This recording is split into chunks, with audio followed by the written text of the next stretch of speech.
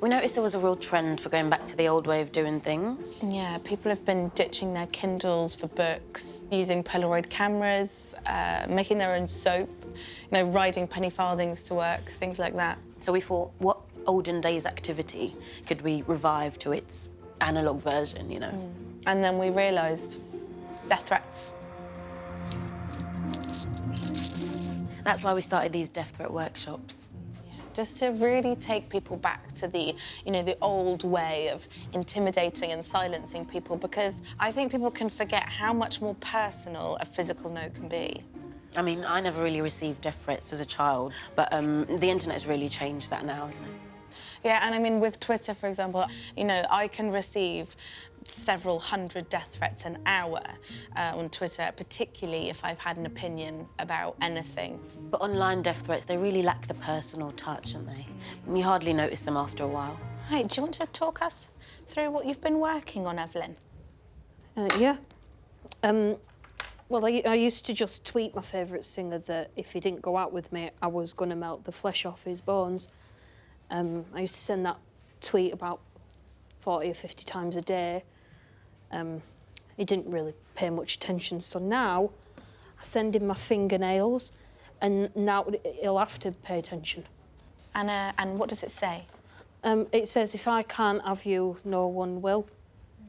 And then I have put a smiley face at the bottom of the page.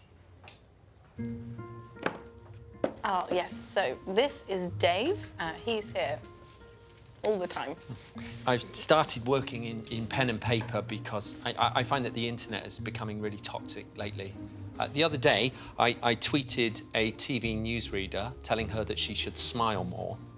And when she didn't reply, I made this rather funny joke that I was going to rape her every single day for the rest of her life. And she reported me to Twitter. Now, I don't know about you, but I am anti-censorship. And that is why I fly the flag every day for freedom of speech by threatening people with sexual violence. We've also started hosting these very valuable workshops on creative writing. So remember, guys, the key to a really memorable threat is to use adjectives and adverbs. And what are they?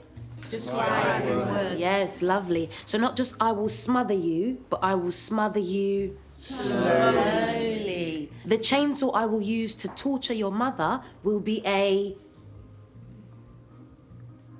rusty chainsaw. Yes, lovely. You see that? Much more visual, much more effective. Philippa, what are you working on? So basically, my soulmate, footballer Aaron Ramsey, who plays for Arsenal, selfishly decided to marry someone he'd known for years instead of waiting for me to come out of hospital. So I didn't know what else to write, so I decided to draw a picture of me and Aaron on our wedding day. As you can see, I've used his wife's decapitated head as my bouquet. I also cut off a little bit of my downstairs hair and stuck it on there to add a bit of texture. That's lovely, Philippa. Really interesting. Just remember, sometimes keep it simple, You can't be a good die bitch. I don't know.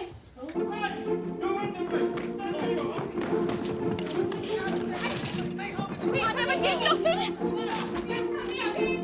She's coming with me. We should have mentioned the police take physical death threats much more seriously. I mean, it's funny, isn't it? Why do the police care so much more about a threat that's written on paper than one made online? No one knows. No. Go in, I'm not going, I'm not